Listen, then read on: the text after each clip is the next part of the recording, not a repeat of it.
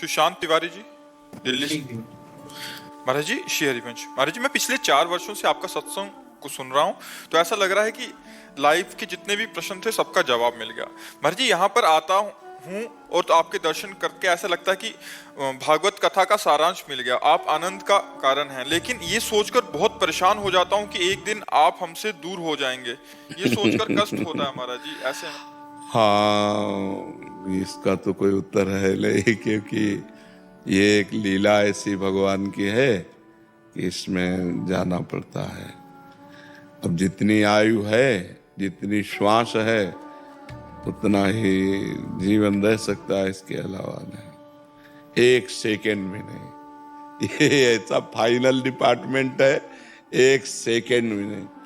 राधा भी पूरा नहीं बोल रहा तो बस फिदा नहीं बोल पाओगे, चलो। ऐसा है, इसलिए जब तक श्वासें हैं तब तक आनंद ले ले, फिर तो भगवान की लीला है। इसका नाम मृत्यु लोक है, यहाँ मरना ही पड़ता है और ये मरना ही पड़ेगा। देखो कितने अच्छे अच्छे महापुरुष अंतर ध्यान हो गए, चले गए। नहीं, वो महापुरुष रहते तो इतना कलयुग अपना प्रभाव न दिखा पाता। आचार्य जन, बड़े बड़े महापुरुष जन सब अंतर ध्यान जाना पड़ता है। बड़े बड़े वीर, बड़े बड़े दिग्गज विद्वान, ज्ञानी, महात्मा, त्यागी, वैरागी,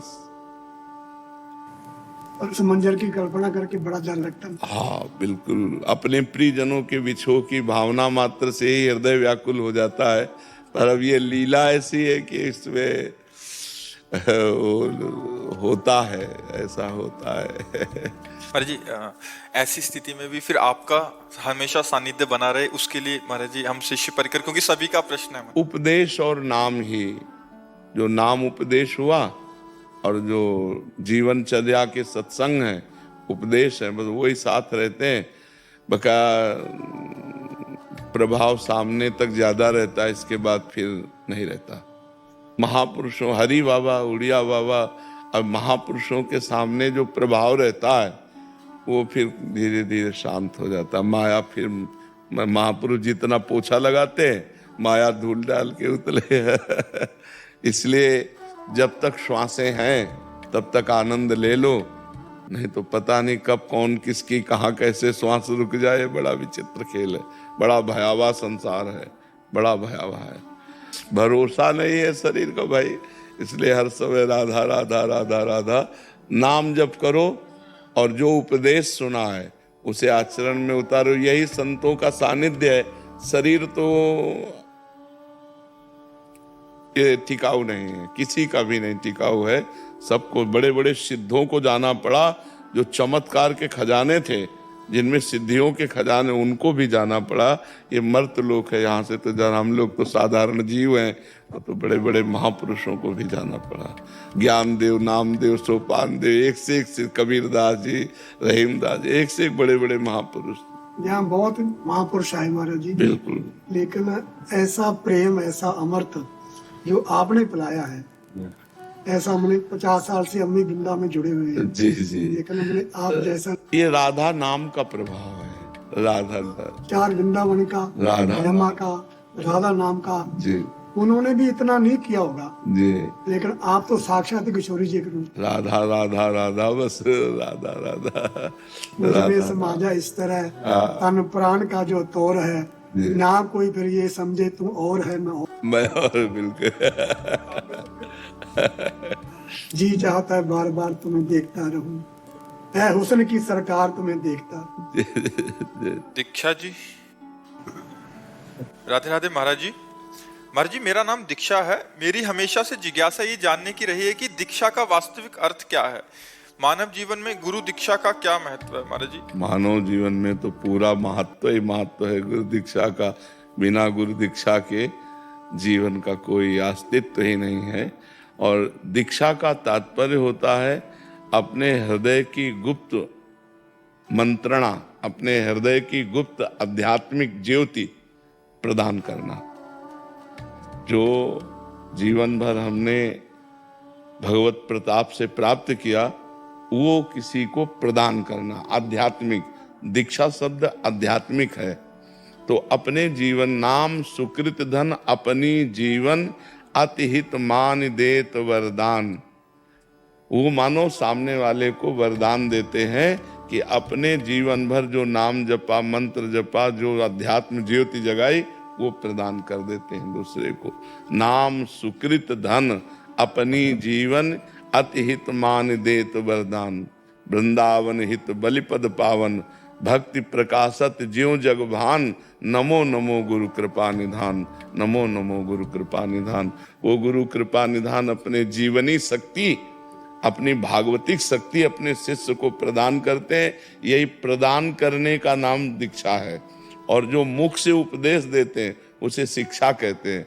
जो हृदय के गुप्त मंत्र को देते हैं उसे दीक्षा कहते हैं। सीमा जी, राधे राधे। महाराज जी कैसे पता चले कि हम दीक्षा लेने के लिए तैयार हो गए हैं? दीक्षा लेने के लिए सब तैयारी है, बस मांस मदिरा, व्यभिचार, जुआ, परधन अपहरण, इन बातों को छोड़ दे। और जैसे भी हम नीच अधम हैं वो गुरुदेव की दृष्टि पड़ने पर हो। लोहा कभी सोना नहीं हो सकता, लेकिन पारस के स्पर्श से सोना होता है। हम कभी योग्य नहीं हो सकते, हम सदैव अयोग्य हैं, पर गुरुदेव की कृपा ही योग्य बनाती है। तो हम अयोग्य होकर गुरुदेव की शरण में जाएंगे तो सच्ची शरणागति होगी। अगर हम अपने को योग्य समझकर गुरु की शरण में जाएंगे तो शरणागति ही नहीं होगी। असरण शरण श्याम जी को बानो। जब हम असरण हुए तब शरणागति हुई, जब हम अयोग्य हुए तब गुरुदेव की शरण हुई। तो हम अयोग्य हैं, पर ये बातें नहीं होनी चाहिए। जो मांस मदिरा व्यभिचार द्वैत क्रीड़ा पर स्त्री गमन आदि और पर द्रव्य अपहरण आदि, ये जो बहुत महापाप है, ये नहीं होने चाहिए। और फिर गुरु की शरण में जाए तो बहुत जल्दी लाभ प्राप्त होता है। और फिर दूसरी बात, हम जैसे हैं वैसे गुरु की शरण में चले जाए, वो संभाल लेंगे। अस्पताल बना ही बीमार लोगों के लिए है। अस्पताल के बाहर लिख दे कि आपको टीबी, कैंसर, किसी भी तरह का रोग ना हो, फिर आप एडमिट होइएगा, तो अस्पताल हंसी का पात्र होगा कि नहीं होगा? भाई अस्पताल तो हाई रोगी लोगों के लिए। तो अयोग्यों के लिए ही शरण शरण गुरुदेव भगवान है, जो अपने जैसे नीचों को भी स्वीकार करके महान बना देते हैं। तो हम कैसे भी हों, अगर हमारे अंदर प्रबल इच्छा जग जाए कि मुझे भगवान से जुड़ना है, तो गुरुदेव से जुड़ जाना चाहिए। वो यही योग्यता है, प्रबल इच्छा होना ही योग्यता है। आदित्य जी, दौर से महाराज जी, कई बार हम सांसारिक गीतों पर आपको याद करके भाव विभोर हो जाते हैं। उस रचना को भी सौभाग्यशाली हम भी होते हैं। ये तो बात है कि जैसे कभी हमको भ्रमण करते थे और कोई संसारिक गीत जैसे कान में पड़ते ही एकदम सन्न से हुआ, अरे, और एकदम बिल्कुल तन्मयता भगवान में ही कि प्रभु कैसे आपके बिना जिए। तो शब्द तो सांसारिक है, बात बहुत जोर की है। कभी कभी ऐसे शब्द पढ़ते हैं जो ऐसे दिल को एकदम छू जाते हैं, तो अपने अपने प्रीतम में जुड़ते हैं। वही बलमा है, वही सजना है, वही प्रीतम है, वही प्यारे है, वही जीवन है सबके। अगर बलमा से असली बलमा निकल जाए तो फिर उन बलमा को जला दिया जाता है, ले जला दिया जाता है। वही बालम है, वही प्रीतम है, वही प्राण प्यारे, वही साहब है, वही भगवान है, वही प्रभु है। तो लक्ष्य करके यदि हम संसारी पुरुष को उसे देखें तो वो बात संसारिक हो गई, तो अगर उसे प्रभु में देख लें तो बहुत जोर की हो गई। वो आप स्वीकार करते हैं, भाव बनता है तो वो आप स्वीकार करते हैं, आए हो मेरी जिंदगी में तुम बाहर गए। हाँ, भाव अगर भाव करे तो बहुत सुंदर सुंदर भाव है। अब संसार में जोड़ोगे तो संसारिक हो जाएगा, अगर इसे भगवान में एकदम जोड़ो तो कैसा एकदम भावपूर्ण है। तो कुछ शब्द ऐसे हैं जिनको अगर हम भगवान से जुड़ते हैं, हम इष्ट से जुड़ते हैं, गुरु से जुड़ते हैं, तो हम तो ध्वनि में राधा नाम कीर्तन करवाते हैं, ध्वनि में राधा नाम कीर्तन। हम उसका उद्देश्य क्या है?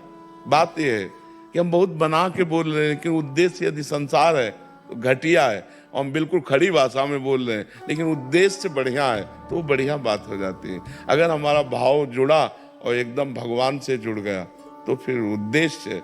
हमें तो मतलब एक दिन देखा कि एक बारात जा रही है, लोग खूब उन्मत्त नाच रहे हैं।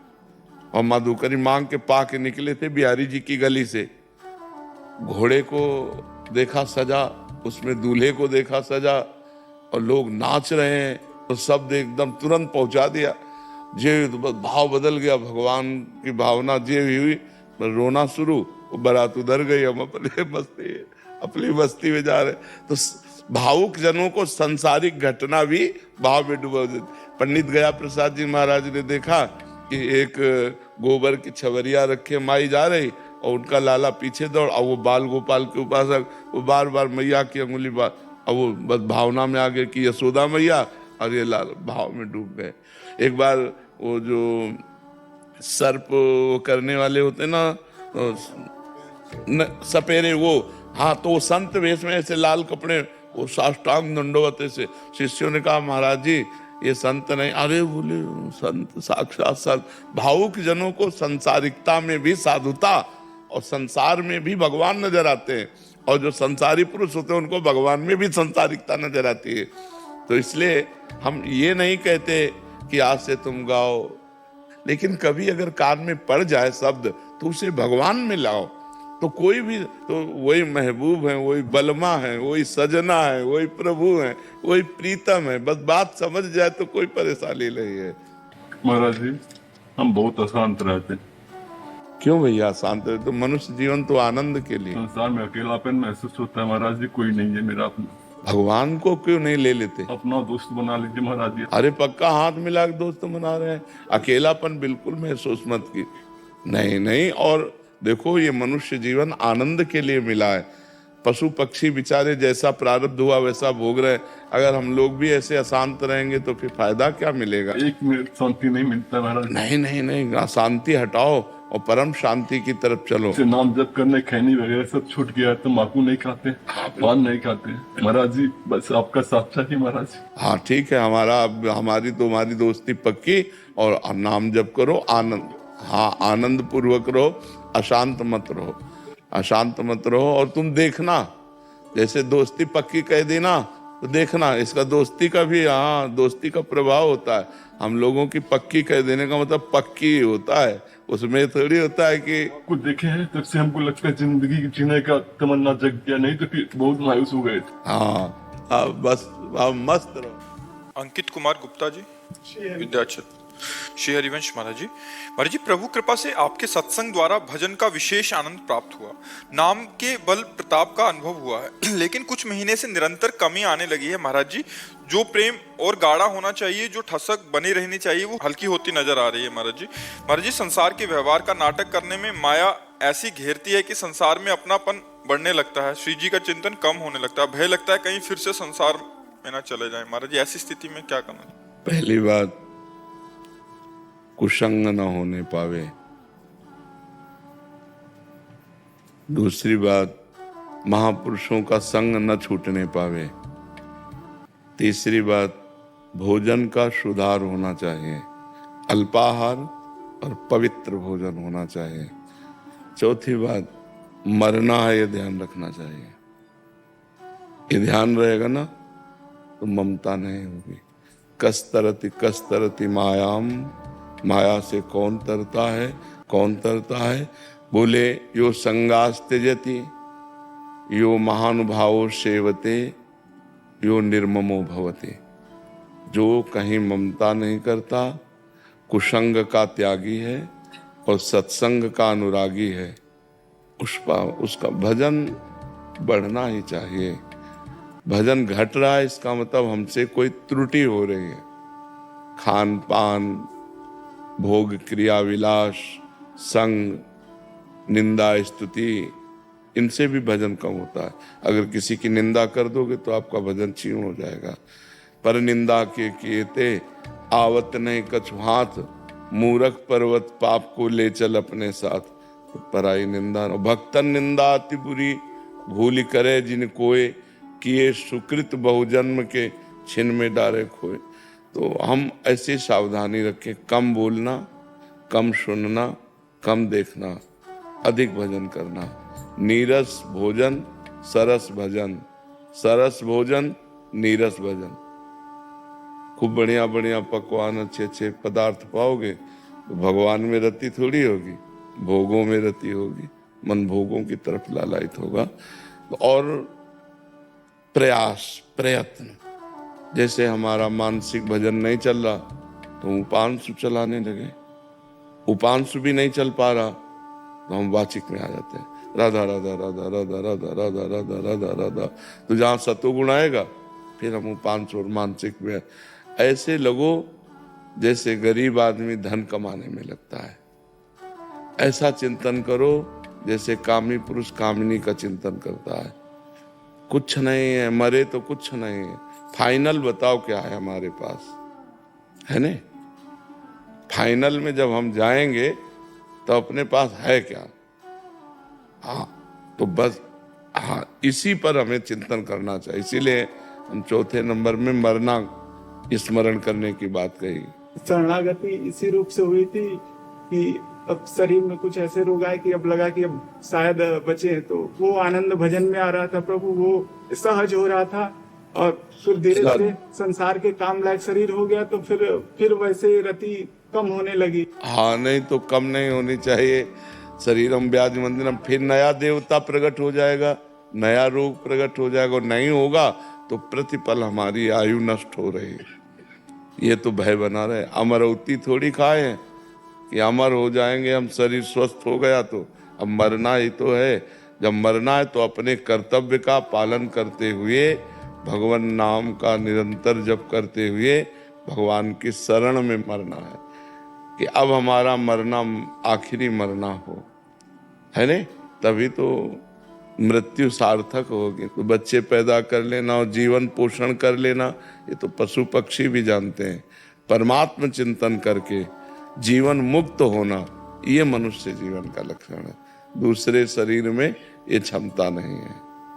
खूब नाम जप करो, प्रयास करो और डरते रहो, कभी भी शरीर छूट सकता है, कैसे भी छूट सकता है।